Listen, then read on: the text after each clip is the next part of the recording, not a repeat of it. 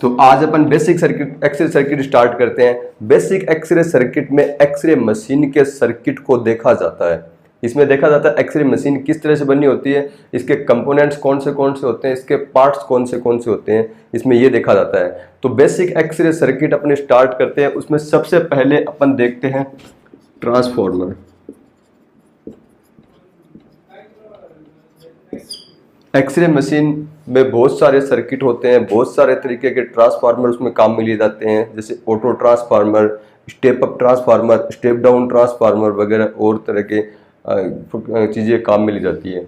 तो अपन देखते हैं सबसे पहले ट्रांसफार्मर क्या होता है। ट्रांसफार्मर के बारे में अपन स्टडी कर लेते हैं। अपन आज के टॉपिक में अपन ट्रांसफार्मर के बारे में स्टडी करेंगे। ट्रांसफार्मर का प्रिंसिपल क्या होता है, कैसे होता है, कल उसका कंस्ट्रक्शन पढ़ेंगे और ट्रांसफार्मर लॉसेज के बारे में अपन स्टडी करेंगे। उसके बाद में अपन आगे चलेंगे, ऑटो ट्रांसफार्मर के बारे में पढ़ेंगे। तो आज अपन देख रहे हैं ट्रांसफार्मर। ट्रांसफार्मर क्या होता है। सबसे पहला क्वेश्चन ये होता है कि ट्रांसफार्मर कौन सी इलेक्ट्रिसिटी पर काम करता है, एसी पर काम करता है या डीसी पर काम करता है। तो सबसे पहले यही होता है, ट्रांसफार्मर सदा एसी करंट पर काम करता है, अल्टरनेटिंग करंट पर काम करता है, ये डीसी करंट पर काम नहीं करता। मैं आपको ट्रांसफार्मर का एक बेसिक डायग्राम बना के बताऊं तो आपको अपन इस तरह से बनाते हैं। ये ट्रांसफार्मर की कोर हो गई, इसके ऊपर ये कोयल्स लिपटी होती है, ये प्राइमरी कोयल होगी और ये सेकेंडरी कोयल होगी। ये ट्रांसफार्मर की दो तरह की कोयल्स होती हैं, एक प्राइमरी कोयल होती है और दूसरी सेकेंडरी कोयल होती है। प्राइमरी कोयल पर अपन इनपुट वोल्टेज अपन लगाते हैं और सेकेंडरी कोयल से अपने को आउटपुट वोल्टेज मिलता है। अगर अपन ट्रांसफार्मर का सिंबल देखें तो ये ट्रांसफार्मर का सिंबल होता है, जिसमें ये ट्रांसफार्मर की कोर हो गई और यहाँ पे प्राइमरी और यहाँ पे इसकी सेकेंडरी कोयल, ये सेकेंडरी कोयल, ये प्राइमरी कोयल। तो ये ट्रांसफार्मर की क्या हो गया, कोर हो गया। कोर मटेरियल जो होता है वो हो गया। इस पर एक प्राइमरी कोयल लिपटी होती है, तांबे की बनी होती है, ये प्राइमरी हो गई और ये सेकेंडरी कोयल होती है। इस तरह से ट्रांसफार्मर पर दो कोयल होती है ट्रांसफार्मर की। ट्रांसफार्मर म्यूचुअल इंडक्शन पर काम करता है। ट्रांसफार्मर कौन से प्रिंसिपल पर काम करता है, mutual induction. Transformer mutual induction पर काम करता है। अपन जैसे ही प्राइमरी कोयल पर इलेक्ट्रिसिटी अपन जो विभवांतर वो अपन लगाते हैं, जो 115 वोल्ट या 230 वोल्ट का हो सकता है, अपन एक्सरे मशीन में ये लगाते हैं, जो कि 60 हर्ट्ज पर होता है। तो ये प्राइमरी वोल्टेज, इसके ये जो प्राइमरी पर जो लगाया गया वोल्टेज, इसकी प्राइमरी कोयल के अंदर जो फेरे या टर्न्स है, इनके ऊपर इक्वली डिवाइड हो जाता है, एक समान रूप से डिवाइड हो जाता है। तथा ये जो कोर मटेरियल है, इस कोर मटेरियल के अंदर एक प्रत्यावर्ती विभवांतर को इंड्यूस करता है, को प्रेरित करता है, जो सेकेंडरी कोयल के अंदर एक विभवांतर को उत्पन्न करेगा, जो इंड्यूस करेगा इसके अंदर। अपन क्या करते हैं, प्राइमरी कोयल पर वोल्टेज लगाते हैं, तो उससे क्या होता है, इसके जो कोर मटेरियल होता है, इस कोर मटेरियल के अंदर एक अल्टरनेटिंग ईएमएफ यानी इलेक्ट्रोमोटिव फोर्स, विद्युत वाहक बल प्रेरित होता है इसके अंदर, जो क्या करता है, सेकेंडरी कोयल के अंदर एक वोल्टेज का इंड्यूस करता है, प्रेरित करता है, उत्पन्न करता है। ये सेकेंडरी के अंदर उत्पन्न वोल्टेज इसके सेकेंडरी के अंदर कोयल के अंदर उपस्थित फेरों की संख्या के समानुपाती होता है। फेरों की संख्या क्या होता है, समानुपाती होता है। एक्सरे मशीन में स्टेप अप ट्रांसफार्मर यानी वो ट्रांसफार्मर जो वोल्टेज को बढ़ा दे, और स्टेप डाउन ट्रांसफार्मर यानी इस वोल्टेज को घटा दे, दोनों तरह के ट्रांसफार्मर इसके अंदर काम में लिए जाते हैं। ट्रांसफार्मर म्यूचुअल इंडक्शन प्रिंसिपल पर काम करता है तथा ये सदा एसी करंट पर काम करता है, अल्टरनेटिंग करंट पर काम करता है। डीसी करंट अगर ट्रांसफार्मर में आप प्राइमरी पर लगाओगे तो सेकेंडरी के अंदर कोई भी वोल्टेज प्रेरित नहीं होगा, विभवांतर उत्पन्न नहीं होगा। विभवांतर सेकेंडरी पर तभी उत्पन्न होगा जब आप प्राइमरी पर आप क्या करोगे, अल्टरनेटिंग करंट या एसी करंट आप इस पर आरोपित करोगे। चलो, तो इसके बाद में है ट्रांसफार्मर लॉ। ट्रांसफार्मर के कुछ नियम होते हैं। उससे पहले मैं आपको बता दूं, जो ट्रांसफार्मर का कोर होता है ये सॉफ्ट आयरन का बना होता है। इस सॉफ्ट आयरन का, और सॉफ्ट आयरन को भी पटलित रॉड के रूप में क्या कहते हैं, छोटी जो लेमिनेटेड यानी पटलित तो एक प्लेट होती है, उन प्लेट को एक के ऊपर एक रख के इसको बनाया जाता है। ये किस लिए बनाया जाता है, ताकि ट्रांसफार्मर के अंदर जो ये एक लूप बन जाता है, इस लूप को ब्रेक करने के लिए, क्योंकि इस इंड्यूस्ड करंट भी प्रेरित होती है या भंवर धाराएं कहते हैं। अगर ये भंवर धाराएं अगर इस लूप के अंदर पूरे लूप में बहेंगी तो उससे क्या होगा, सर्किट पूरा होगा। सर्किट पूरा होगा तो हीट जनरेट होगी। वो हीट जो अपने ट्रांसफार्मर के प्राइमरी पर जो पावर लगाया है, वो पावर क्या होगा, हीट के रूप में बाहर आएगा, जिससे ट्रांसफार्मर की एनर्जी का लॉस होगा। उसको इस लूप को तोड़ने के लिए, ब्रेक करने के लिए अपन क्या करते हैं, ट्रांसफार्मर के कोर को अपन छोटी छोटी प्लेटों को और उनको एक इंसुलेटर के द्वारा लेमिनेट कर दिया जाता है, उसके द्वारा इसको बनाया जाता है। इसके लिए तो ट्रांसफार्मर को लेमिनेटेड क्यों किया जाता है, छोटी छोटी प्लेट से क्यों बनाया जाता है, ताकि अपन भंवर धाराएं या एडी करंट्स को अपन कम कर सकें, इसलिए बनाया जाता है।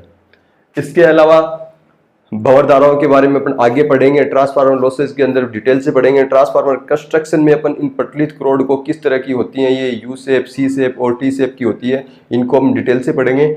अभी अपन आगे चलते हैं, अब आगे पढ़ते हैं ट्रांसफार्मर के रूल्स, ट्रांसफार्मर लॉ। ये दो तरह के ट्रांसफार्मर के लॉ या रूल्स होते हैं, जिसमें पहला ट्रांसफार्मर लॉ क्या होता है, माना जो प्राइमरी कॉइल है, इस प्राइमरी कॉइल में फेरों की संख्या है Np और सेकेंडरी कॉइल में फेरों की संख्या है Ns।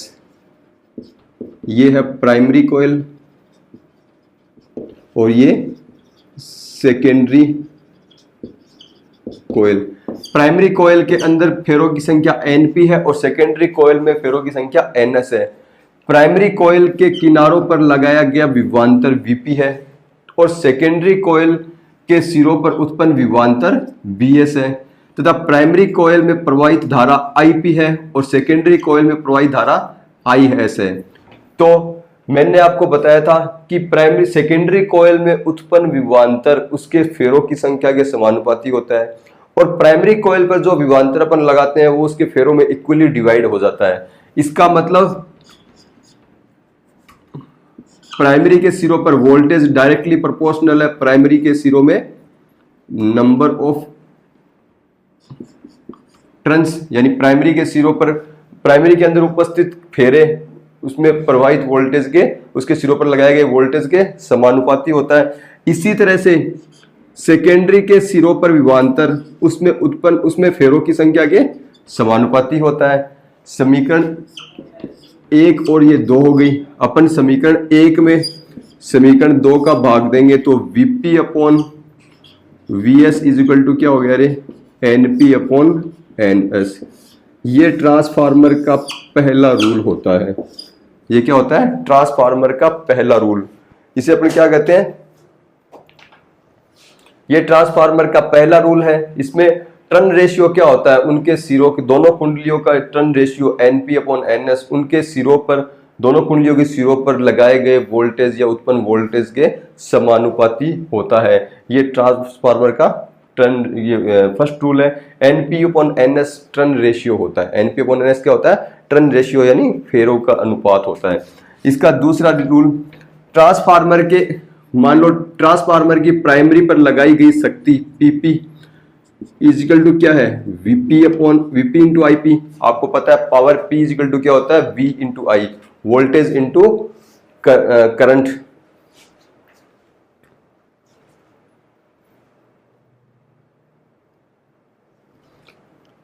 इसी तरह से सेकेंडरी के सिरों पर लगाई गई शक्ति इजिकल टू क्या हो जाएगी, VS/IS।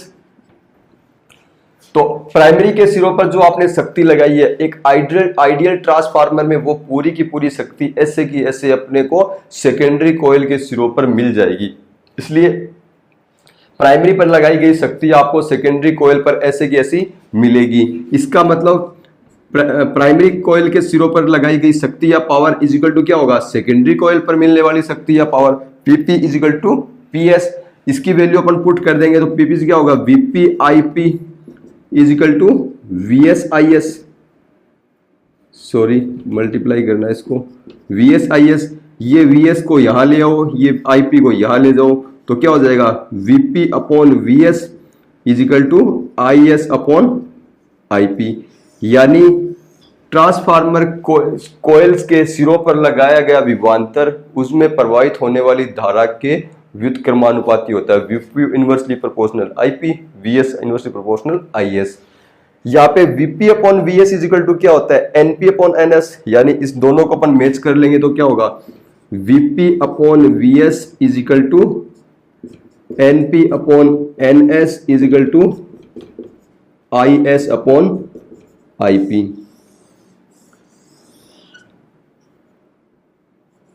ये ट्रांसफार्मर का रूल होता है, ये ट्रांसफार्मर रूल होता है। इस आधार पे अपन देखें तो ट्रांसफार्मर 3 प्रकार के होते हैं। कौन से होते हैं वो अपन देख लेते हैं। सबसे पहला ट्रांसफार्मर होता है स्टेप अप ट्रांसफार्मर, यानी वो ट्रांसफार्मर जिसमें NP से NS में फेरों की संख्या ज्यादा होगी, यानी प्राइमरी में फेरे कम होंगे, सेकेंडरी में फेरे ज्यादा होंगे। स्टेप अप यानी ये आपकी प्राइमरी में लगाए गए वोल्टेज को बहुत बड़ी मात्रा में सेकेंडरी के अंदर बढ़ा देता है। किस अनुपात में? उनकी फेरों की संख्या के अनुपात में। इट मीन्स आपका टर्न रेशियो क्या होगा रे NP upon NS greater than less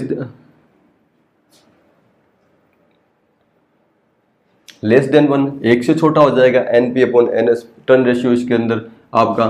तो प्राइमरी के फेरों पर, तो प्राइमरी के सेकेंडरी के अंदर फेरों की संख्या ज्यादा है तो वोल्टेज भी क्या होगा रे सेकेंडरी के किनारों पर ज्यादा होगा, और करंट क्या होगा करंट प्राइमरी के सिरों पर ज्यादा होगा, क्योंकि जहां पे वोल्टेज ज्यादा है वहां पे करंट कम होगा, और जहां पे करंट ज्यादा है वहां पे वोल्टेज करंट कम है वहां पे वोल्टेज ज्यादा होगा। तो ये हो गया step up transformer. Step up transformer के अंदर सेकेंडरी में फेरों की संख्या ज्यादा होगी, प्राइमरी में फेरों की संख्या कम होगी, तो वोल्टेज फेरों की संख्या के समानुपाती है, तो प्राइमरी में वोल्टेज कम होगा, सेकेंडरी में ज्यादा होगा, और करंट इसका उल्टा होगा, प्राइमरी में करंट ज्यादा होगा, सेकेंडरी में कम होगा। दूसरा है step down transformer. Step down transformer में क्या होता है रे प्राइमरी में फेरों की संख्या ज्यादा होती है, सेकेंडरी में फेरों की संख्या कम होती है, तो वोल्टेज भी इसी अनुपात में हो जाएगा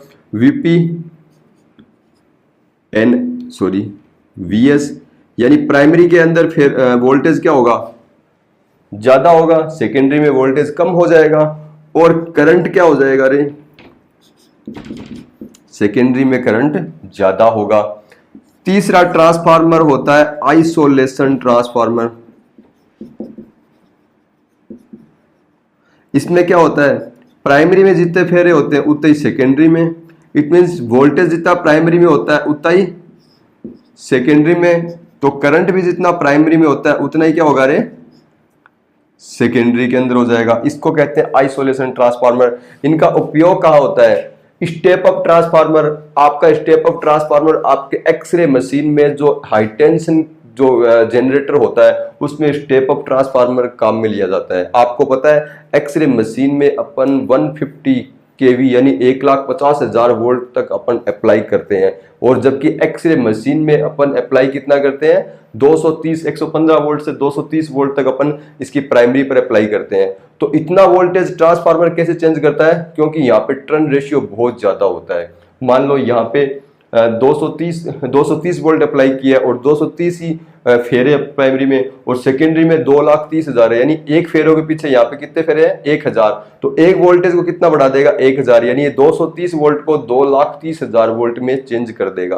तो step up transformer X-ray machine में कहाँ काम में लिया जाता है, जहां आपका HT generator high tension transformer होता है, बड़ा ट्रांसफार्मर होता है, उसको अपन उसके अंदर अपन ये काम में लेते हैं। दूसरा स्टेप डाउन ट्रांसफार्मर कहाँ काम में लिया जाता है, मैंने बताया था एक्सरे ट्यूब के फिलामेंट के किनारों पर 10 वोल्ट और 4 से 6 मिली एम्पियर करंट अप्लाई किया जाता है। तो आपने जो 220 वोल्ट लगाया उस 220 वोल्ट को 10 वोल्ट तक लाने का काम कौन करता है, स्टेप डाउन ट्रांसफार्मर ये काम करता है। कैसे करता है, प्राइमरी में फेरों की संख्या ज्यादा होती है, उसी अनुपात में सेकेंडरी में फेरों की संख्या कम होती है, जिससे क्या होगा, वोल्टेज कम हो जाएगा, और वोल्टेज कम हो जाएगा, धारा यहाँ पे बढ़ जाएगी, तो वो कम वोल्ट और अधिक मान की धारा अपने को प्रोवाइड कराएगा। तीसरे तरह का ट्रांसफार्मर होता है आइसोलेशन ट्रांसफार्मर। आइसोलेशन ट्रांसफार्मर का उपयोग इसमें वोल्टेज में कोई परिवर्तन नहीं होता, लेकिन दो सर्किट को ये अलग करने के काम आता है, क्योंकि इस सर्किट का इस सर्किट से डायरेक्टली कोई कांटेक्ट नहीं है, तो ये इस सर्किट की एनर्जी इस सर्किट में ऐसे की ऐसे मिल जाती है, लेकिन ये दोनों सर्किट क्या होते हैं, सेपरेट हो जाते हैं। तो आइसोलेशन ट्रांसफार्मर क्या काम करता है, दो सर्किट को सेपरेट करने का काम करता है। इससे पहले एक और है ट्रांसफार्मर की दक्षता या एफिशिएंसी। एफिशिएंसी क्या होती है, output power upon input power. आपने आउटपुट पावर अपने को सेकेंडरी पर पीएस मिली थी और इनपुट पावर पीपी मिली थी, तो ट्रांसफार्मर की दक्षता क्या होगी, एफिशिएंसी पीएस अपॉन पीपी, यानी सेकेंडरी पे मिलने वाली पावर और प्राइमरी पर मिलने वाली पावर। अपन ने ये फॉर्मूला एक आइडियल ट्रांसफार्मर के लिए डिराइव किया था, जिसमें प्राइमरी पर लगाई गई शक्ति अपने को सेकेंडरी पर ऐसे की ऐसी मिल जाती है। आजकल अपन ने एकदम से दक्ष ट्रांसफार्मर बना लिए हैं जिनकी एफिशिएंसी 99% तक होती है, लेकिन आइडियल ट्रांसफार्मर 100% जो पावर सेकेंडरी में देने वाला ट्रांसफर नहीं पाया जाता है। कुछ न कुछ मात्रा में एनर्जी का लॉस होता है, बहुत कम एनर्जी लॉस होने वाले ट्रांसफार्मर बना लिए गए हैं, लेकिन 100% यहाँ पर अपने को प्राप्त नहीं होता। तो इसका क्या होगा, output power upon input power.